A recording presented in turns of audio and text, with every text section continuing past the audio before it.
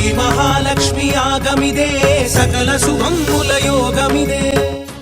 ఆ 10వ తేదీ గురువారం నాడు ఉదయపు కార్యక్రమంలో నిత్యం జరిగినట్లుగానే తీర్థగోష్ఠి, దాంతోపాటుగా పారాయణలు, అలాగే చతుస్థానార్చన, యజ్ఞ కార్యక్రమాలు ప్రారంభం అన్నీ కూడా అవుతాయి. 9:30కి ఆ రోజున హయగ్రీవేష్టి అని, సహజంగా విద్యార్థుల యొక్క విద్యాభివృద్ధి కోసమే కాదు ఇది. లోకంలో ఉండేటువంటి పెద్దవాళ్ళకు కూడా జ్ఞానం కావాలి. జ్ఞానం లేకపోవడం వల్ల అనేక రకాలైనటువంటి ఆలోచన పరంపరలు సాగుతూ ఉంటాయి. అందువల్ల మంచి జ్ఞానం కలగాలి, బుద్ధి కలగాలి అనుకున్నటువంటి పెద్దలు కానీ పిల్లలు కానీ తమ యొక్క జ్ఞాన వృద్ధి కోసంగా చేసుకునేటువంటి కార్యక్రమం హయగ్రీవ ఇష్టి. ఆ కార్యక్రమం 9:30 ఆ రోజు ఇష్టి యాగశాలలో ప్రారంభమవుతుంది. అదే రోజు 10:30 గంటలకి సమాశ్రయణాలు అంటే మంత్రోపదేశాలు, చక్రాంకణాలు అంటాం మనం, అలాగా ఆ మంత్రోపదేశ కార్యక్రమాలు జరుగుతాయి. అలాగే 12:30 గంటలకి మన ఇష్టి యాగశాలలో మహాపూర్ణాహుతి, అలాగే మహాలక్ష్మి యాగానికి నిత్య పూర్ణాహుతి జరుగుతాయి.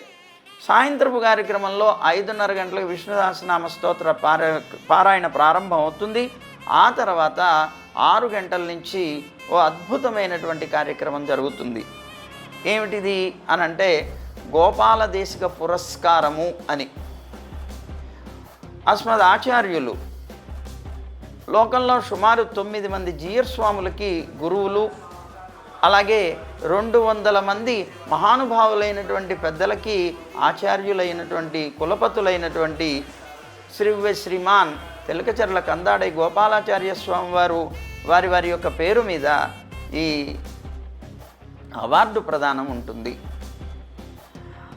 దీనికి పేరు గోపాల దేశిక పురస్కారం అని. ఆ రోజు ఉభయ వేదాంత ప్రవర్తకులైనటువంటి ప్రతివాది భయంకర అన్నంగరాచార్య స్వామి అని సీతారాం భాగ్ అని ఉన్నది. అందులో ఉన్నటువంటి ఆలయంలో స్థానాచార్య స్వామిగా పనిచేస్తున్నవారు.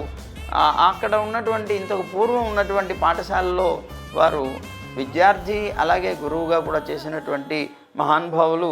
అలాంటి వారికి ఈ గోపాల దేశిక పురస్కారం అనేటువంటిది ఇవ్వబడుతోంది. తర్వాత సాయంకాలం నిత్య పూర్ణాహుతి కార్యక్రమం నడుస్తుంది.